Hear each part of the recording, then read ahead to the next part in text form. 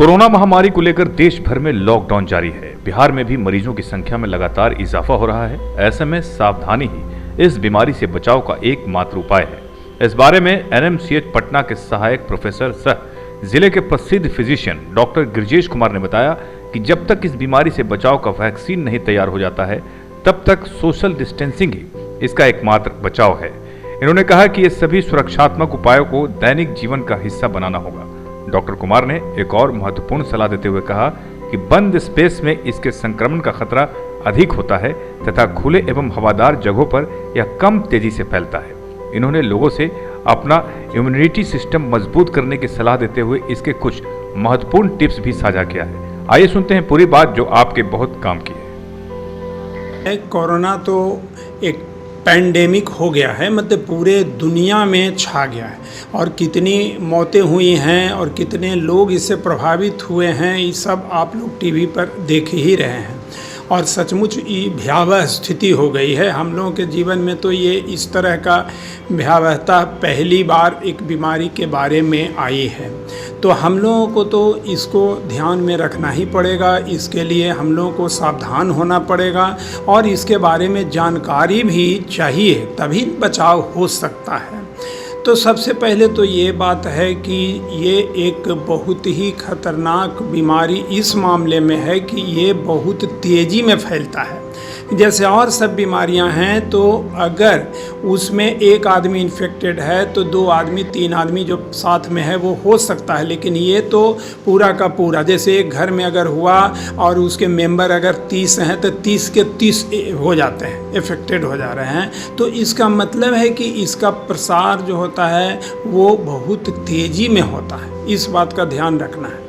अब है कि अगर किसी मरीज़ को हुआ तो सबसे मेन लक्षण उसका जो है सो खांसी है, बुखार है और कुछ दिनों के बाद 2-4 दिनों के बाद सांस में लेने में परेशानी होती है। तो ज़रूरी नहीं है कि ये जो है खांसी, बुखार और सांस लेने में परेशानी केवल कोरोना के चलते है, बल्कि बहुत सी बीमारियां हैं। साधारण फ्लू में भी सर्दी होगी, खांसी होगी, बुखार होगा, 2 दिन में ठीक हो जाता है। लेकिन अभी जब इस तरह का एपिडेमिक है तो आदमी को सावधान रहने की ज़रूरत है कि इस तरह की अगर किसी तरह की होती है इस तरह का दिक्कत, तो तुरंत जो है सो डॉक्टर से मिलने की कोशिश करनी चाहिए और अपने को थोड़ा सा अलग कर लेना चाहिए ताकि परिवार के दूसरे लोग इससे प्रभावित ना हो। तो फैलने का तरीका एकदम साफ है कि जिस मरीज़ जिसको कोरोना वायरस का इन्फेक्शन हुआ वो अगर खांसता है, छींकता है, तो उससे एक जो ड्रॉपलेट निकलता है खांसने से, छींकने से, वो डायरेक्ट जो है सो जो पास में खड़ा हुआ आदमी है उसके नाक से, मुंह से उसके अंदर चला जाता है। एक तो ये तरीका हुआ। दूसरा तरीका इसके फैलने का है कि जैसे ही कोई खांसता, छींकता है और ड्रॉपलेट जो निकलता है वो टेबल पर पड़ गया, आपके जो है सो बेड पर पड़ गया, आपके दीवार पर पड़ गया और वहाँ से किसी दूसरे आदमी को उनके हाथ के द्वारा, जब वो दूसरा आदमी हाथ से टेबल छुए, आपको दीवार छुए या पर्दा छुए या माने बेड छुए, तो उससे उनके हाथ में चला जाता है और वो हाथ जब फिर वो अपने नाक पर, मुंह पर ले जाते हैं, चेहरा पर ले जाते हैं, तो उससे वो आदमी इफेक्टेड हो जाते हैं, इन्फेक्टेड हो जाते हैं। तो उससे जो है सो बचना है। तो बचने का मतलब हम लोगों के पास जैसे जान ही रहे हैं कि इसकी भयावहता बहुत ज़्यादा है और ज़्यादा से ज़्यादा लोग बीमार हो रहे हैं। सबको वेंटिलेटर की ज़रूरत पड़ती है, आईसीयू की ज़रूरत पड़ती है। तो इतना हम लोग के पास उपलब्ध नहीं है। तो हम लोगों को क्या है कि बचाव ही जो है न सो सबसे बड़ा हथियार है। तो ऐसे में क्या करना है कि जो आदमी जो है सो अगर इन्फेक्टेड है कि नहीं है पता भी नहीं चलता है। कभी कभी तो 2, 4, 10 दिन तक वो आदमी जो है सो उसको कोई लक्षण नहीं रहता है और फिर भी वो कोरोना वायरस से इन्फेक्टेड रहता है। तो ऐसा है कि माने आदमियों से दूरी बनाने की ज़रूरत है कि थोड़ा सा दूरी बना दीजिए। 1 मीटर की दूरी पर अगर रहेंगे तो डायरेक्ट ड्रॉपलेट नहीं जाएगा, पहला। दूसरा कि जल्दी जल्दी अपना हाथ से नाक मुंह नहीं छूना है, ताकि अगर हो सकता है आपका हाथ कहीं इन्फेक्टेड जगह को छुआ हो तीसरा जो है सो वही है कि मास्क का उपयोग करना। जहाँ भी ऐसे भीड़ जगहों पर अकेले हैं तब तो नहीं भी लगा सकते हैं, परिवार में हैं तो नहीं भी लगा सकते हैं अंदर में, लेकिन अगर भीड़ भरे जगहों में गए हैं तो वो लगा देना ज़रूरी है कि कौन आदमी है जो अभी तो कोई लक्षण भी नहीं है फिर भी वो इन्फेक्टेड हो सकता है, तो आपको इन्फेक्शन लग सकता है। इसलिए मास्क को लगाते रहना है भीड़ में भी, जहाँ बाहर निकले तो मास्क का उपयोग करें। अगर जो है हाथ से इन्फेक्शन जो लगने का खतरा है उसको कम करने का तरीका है जल्दी जल्दी हाथ धोना, कि आप साबुन से, किसी भी साबुन से वो जो है सो अगर धोते हैं 20 सेकंड तक हाथ को साबुन से धोते हैं तो आपका जो है कीड़ा हाथ पर जो आया हुआ रहता है वायरस वो मर जाता है, तो इसीलिए उससे भी इन्फेक्शन रेट घट जाती है।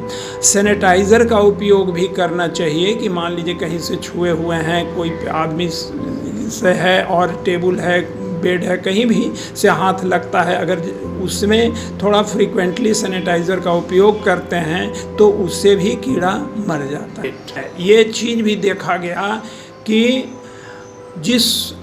माने खास करके 60 बरस से ऊपर वाले लोग इससे इन्फेक्टेड हो रहे हैं, जो डायबिटिक हैं, जो हार्ट के मरीज़ हैं, जो और भी किसी तरह के रोग से ग्रस्त हैं, उनमें ये इन्फेक्शन ज़्यादा हो रहा है और उनकी मौत भी ज़्यादा हो रही है। तो ऐसे स्थिति में कहा जा रहा है कि बॉडी का इम्यूनिटी जो है, अपना प्रतिरोधक क्षमता जो है, उसकी कमी के कारण ये दिक्कत हो रही है और लोगों को अपनी प्रतिरोधक क्षमता को बढ़ाना चाहिए। और ये बढ़ाने का तरीका क्या है, हम लोग जो बताते हैं कि पहला 6 तरीका है। पहला जो है सो 6 पॉइंट पर ध्यान देने की ज़रूरत है। पहला जो है वो है बैलेंस डाइट। आप जो है सो अपना डाइट को अच्छे बैलेंस ढंग से लेने की ज़रूरत है इसमें, ताकि आपका इम्यूनिटी शरीर का बना रहे। दूसरा चीज़ है कि नींद, आपको 6 से 7 घंटे तक सोना चाहिए। कम सोने पर जो है वो आपको बॉडी का रेजिस्टेंस जो है पावर वो घटता है कम नींद लेने से।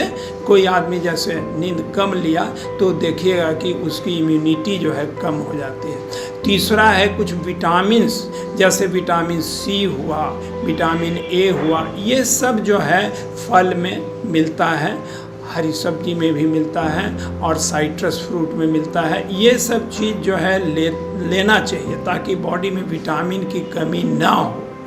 चौथा चीज़ जो है वो है आपको एक्सरसाइज, कि जो एक्सरसाइज मॉडरेटली जो मैंने करते हैं, कहते हैं कि जो कर रहे हैं पहले से उतना ज़रूर मेंटेन करना चाहिए। एक्सरसाइज ज़्यादा नहीं करना है, लेकिन एक जो लेवल है जो अपना करने का जो पहले से आदत है उतना ज़रूर करते रहना चाहिए, उससे भी इम्यूनिटी बढ़ता है। फिर जो है सो एक है स्ट्रेस, कि जो आदमी बहुत स्ट्रेस में चला जाता है उसका जो है सो इम्यूनिटी घट जाता है, प्रतिरोधक क्षमता घट जाती है।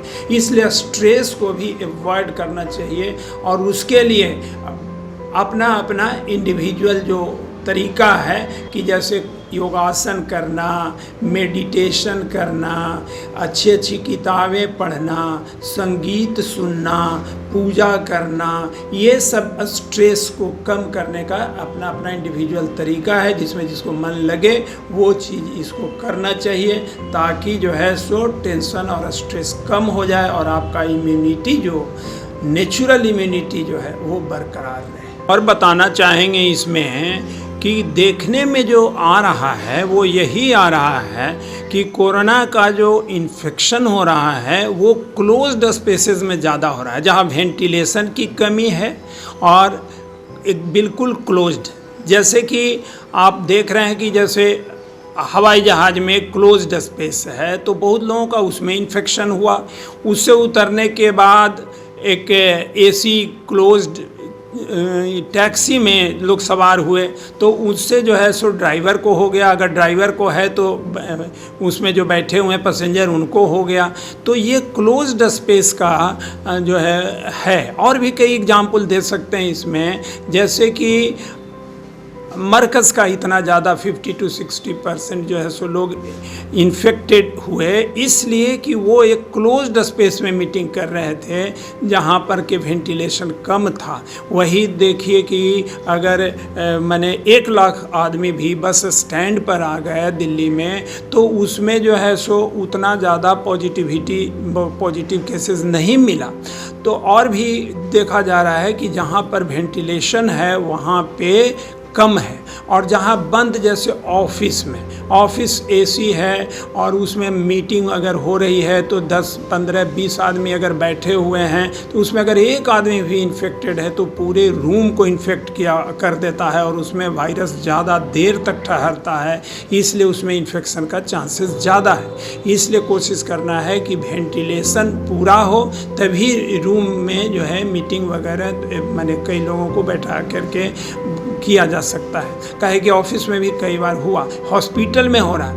ऐसा है कि क्लोज्ड है हॉस्पिटल, सेंट्रली एसी है, शीशा से चारों तरफ से बंद है। अब एक कोरोना का पेशेंट भी तो वार्ड बॉय को, नर्स को, डॉक्टर को संभावना ज़्यादा है कि वहाँ देखने को मिल रहा है कि हो रहा है इन्फेक्शन। लेकिन खुला जगह में अगर भीड़ भी है तो वैसा में पॉजिटिव केसेस नहीं आ रहा है। तो इसका मतलब ये लग रहा है कि क्लोज्ड स्पेस का ज़रूर कहीं ना कहीं रोल है जिसके कारण हो रहा है, और इसको अवॉइड करने की ज़रूरत है कि अभी जो है सो पूरा वेंटिलेटेड जगह पे आदमी को रहने से इसकी चांसेस कम थी। सबसे पहला लक्षण क्या है? बुखार आता है? देखिए, सबसे जो है सो बुखार और खांसी 2 इम्पॉर्टेंट लक्षण। दोनों एक साथ आता है या अलग? नहीं, किसी को फीवर केवल 2 दिन के बाद फिर खांसी हो जाए, किसी को केवल खांसी के साथ शुरू है और वो जो है सो है। लेकिन ऐसा मैंने कोई बहुत ज़्यादा क्लासिकल इस तरह का नहीं है, लेकिन 96% केसेस में तो ज़रूर जो है सो फीवर और खांसी रहता है। सबसे पहले फीवर आता है? हाँ, सबसे पहले फीवर है और खांसी भी, गला में खराश, खांसी, ड्राई कफ कि जिसमें बलगम नहीं निकलता है, केवल सूखा खांसी होगा और बुखार होगा।